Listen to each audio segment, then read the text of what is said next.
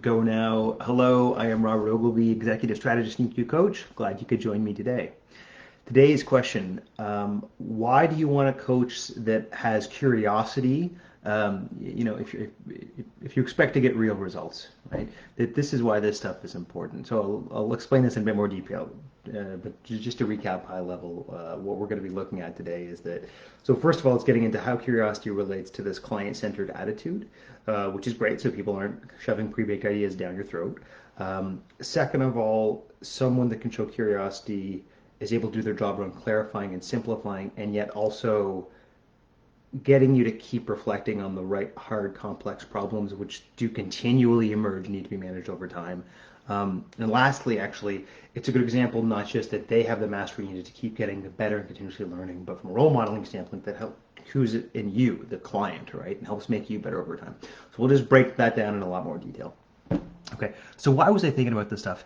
Earlier in the week, I was actually looking at compare and contrasting a few different professional designations and the competencies they expect from each of them. So I was looking at, what do coaches expect, but then also what do futurists expect? What do management consultants? There's actually a few other ones. Most good professional designations will have these. They will say, here's what it means to be great, and they might have even kind of marked out at what caliber they want each of them, right? And so curiosity was one theme I saw in this, and this seems to be, I would say, particularly needed the more you're dealing with big complex solutions, right? And it's not quite the same as simply being gentle or workable. There's lots of people which might have the soft skill EQ end of it, which may or may not have the curiosity. I think in EQ terms, though, this would relate probably most strongly to navigate emotions, and then some of the other facets like optimism. Right? So we'll get into that in a little bit. Okay, so the first point, why would you want a coach? And let me even pull one step back here.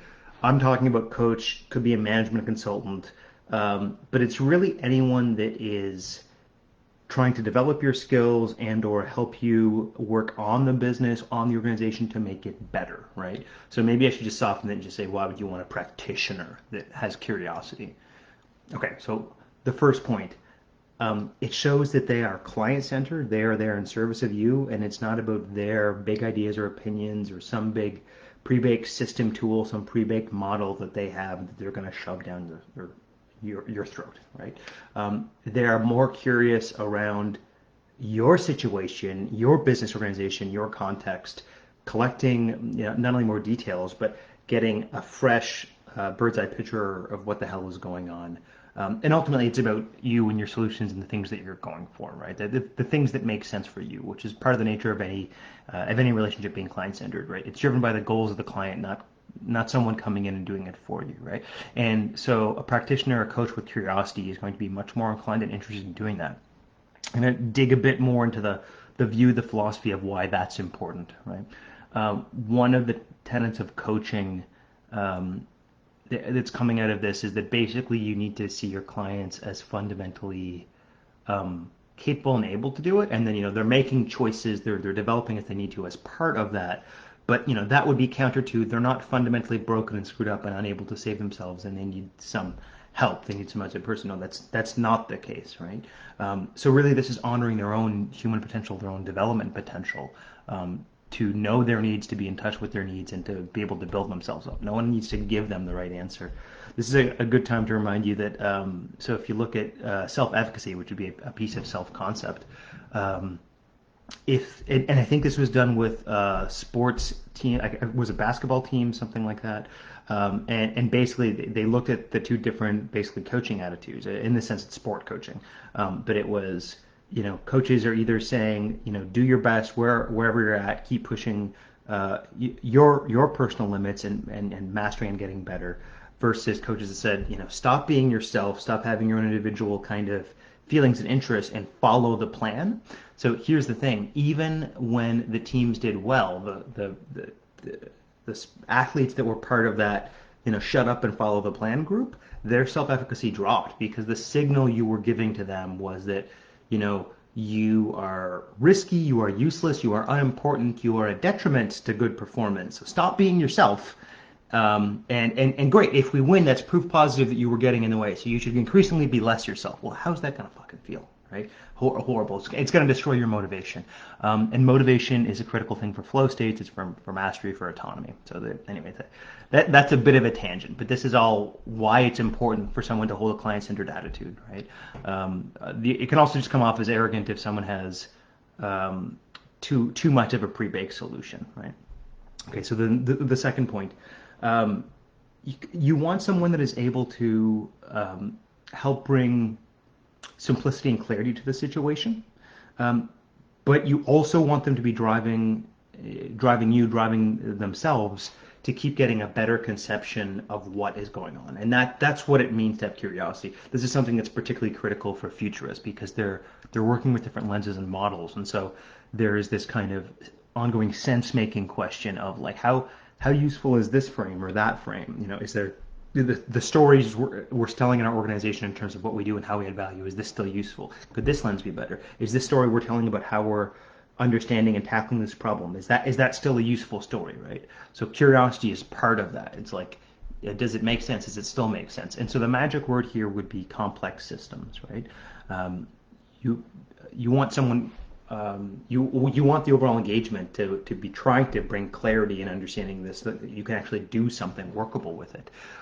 But if this is a complex problem, you need to be constantly not only collecting more data, but rethinking your models, rethinking your high-level lenses and ways of orienting to this, right? So, you know, in the OODA loops and the observe, orient, decide, act, this is very much, you know, the second O, the orient part, which is dealing with like how useful is this mental model I have in play, right? And you need to really keep doing this with complex systems because the complex systems keep emerging and changing over time, right? Case in point, in the past 6+ months since we've had this pandemic, how many things have shifted, right? How many assumptions we took for granted have been, you know, just blasted apart, right? Perfect. So curiosity is part of that they can add value and you're continuously rethinking about these big, complex systems. Lastly, it's a sign of mastery, right? There's something that they're really into, which is driving them and wanting them to be better at their craft. But then contagiously, then as the client, that's rubbing off onto you because you know you're reminded of what other people are capable of in their own mastery and their own self-development and their own actualization kind of arc, and you want to embody that as well. This would be kind of part of the you may have heard the expression what you become the sum of the 5 people around you. So I don't think it's actually that stark. I think people can be a lot more conscious in terms of how and why they're developing.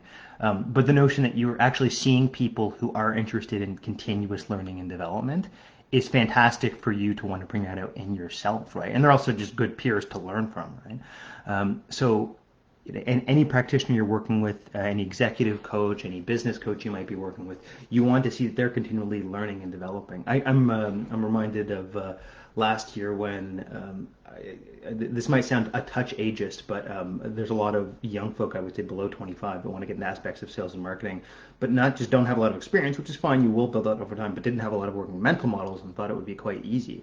And then I remember hearing about one marketing coach in the area, and she particularly spends, it was at least 15 hours a week, but I think it was 20 hours a week, not just researching new tools, but keeping up in the competitive intelligence and just what the hell was going on. And that's not even quite doing her craft. That's kind of like competitive intelligence and learning and development kind of woven together, right? That's not in the business work, right?